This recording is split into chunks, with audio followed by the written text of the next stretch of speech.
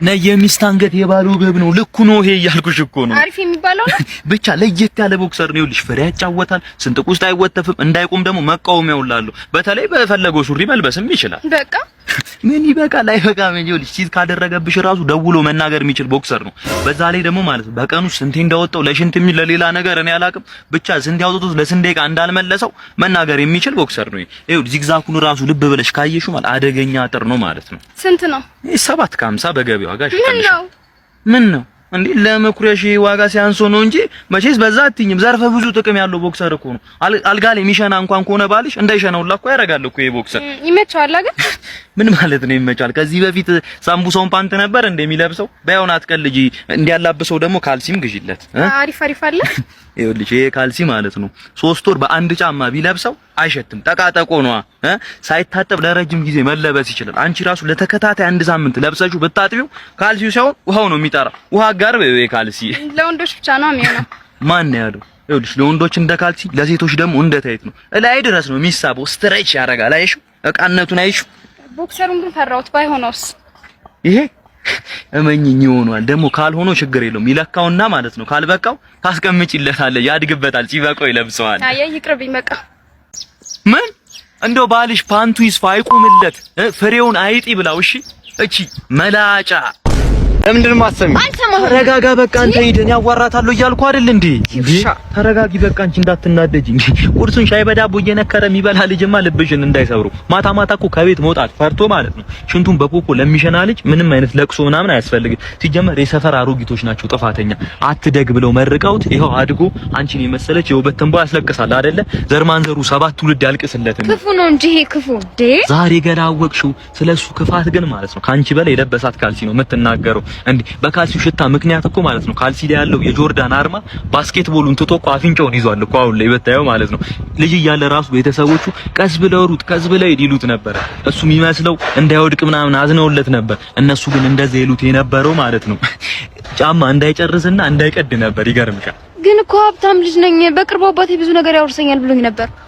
የሱ አባት እሱ ሀብታም ጀመር አባትዬ ማለት ነው በስማቸው ያለው 11 ቤት ሲም ካርድ ነው። እሱንም ቢያወርሱት ማለት ነው የካርድ ስለሌለው ስለማይሞላበት ያዘጋው ነበር ሲም ካርዱ።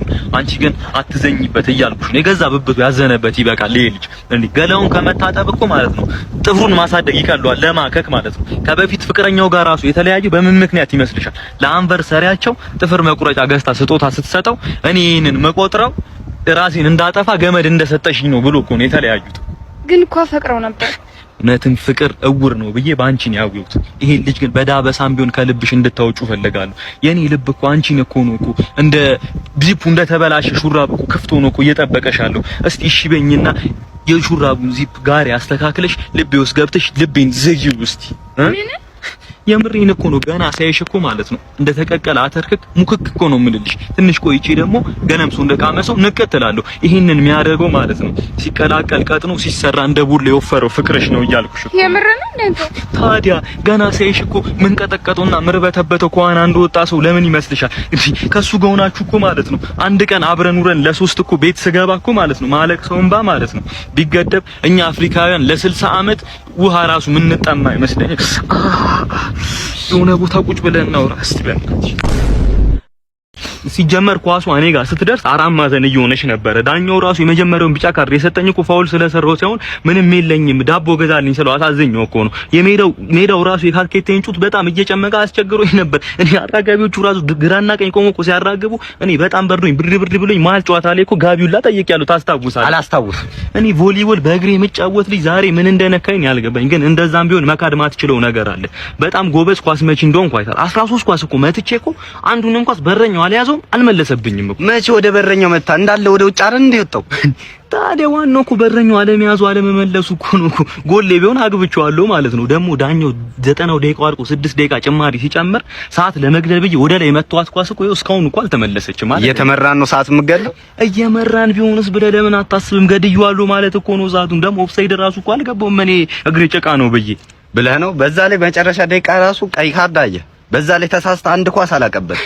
ለምን ይመስልሃል? እኛ ኢትዮጵያኖች እንግዳይ ተቀባይ ስለሆነን ማለት ነው።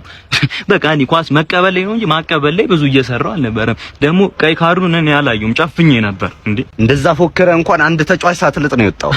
ለምን ይመስላል? እግሬን እኮ አነክቶት እኮ ዶልዱሙ ደንዝዞ እኮ ነው እግሬ። እንዴት ልላት?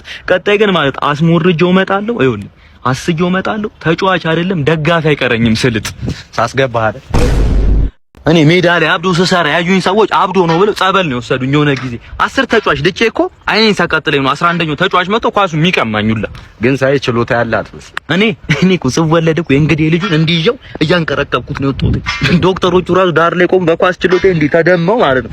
የታኬታ ጡጣ ብቻ ያደኩ ልጅ ነኝ እኔ።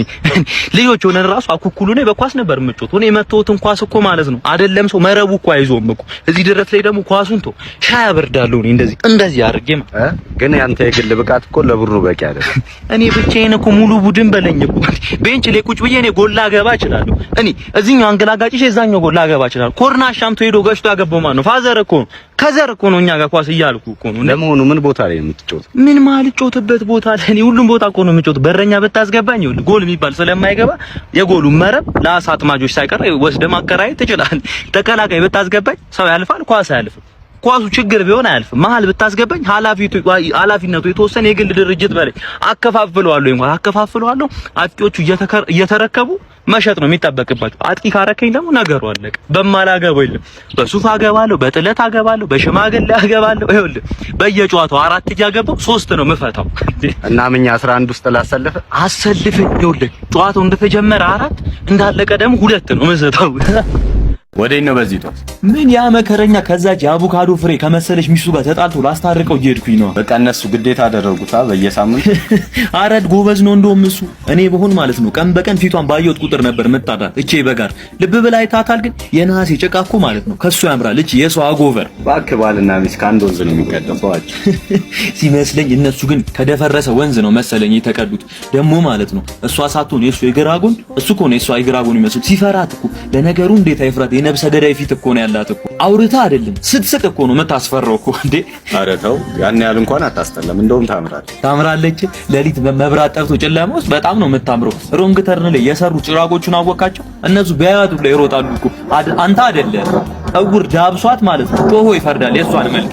አያያያ ያታካብ እውነት እንዲህ ከተከራከርክላት ታዲያ ለምን እዛው ሄደን እያየናት ለምን አንወያይባትም? በዛውም እናስታርቃቸዋለን። በጣም ደስ ይለኝ ነበር፣ ግን ግዴታ ይሄን ዕቃ ማድረስ አለ። ፈራት ፈራት። ገና ሳታያት እኮ ሰበብ መደርደር ጀመርክ አንተ ራሱ። የምር ስበብ አይደለም፣ ግዴታ ይሄን ዕቃ ማድረስ አለብኝ። ችግር የለውም። ያንጎ ዲሊቨሪ እንደጀመረ አልሰማህም እንዴ? እኔ ራሴ እልክልሃለሁ የፈለግከውን ዕቃ። እንዴት? መጀመሪያ ያንጎ አፕሊኬሽን ውስጥ ገባና ዲሊቨሪ የምትለዋን ነክታ የምትልክበትን ሰፈር በመምረጥ ሪኩዌስት መላክ ነው። ወዲያው ሞተረኛው መጥቶ የምትልከውን ዕቃ ተቀብሎ ያልከው ቦታ ያደርሰዋል። ሞተረኛው የት እንደደረሰ ስልክ ላይ ትራክ ማድረግ ስለምችል ስጋት እንዳይገባ ደግሞ ከመጀመሪያዎቹ 6 ጉዞዎች ላይ 20% ዲስካውንት አለው። ያንጎ ዲሊቨሪ ና እንሂዳው።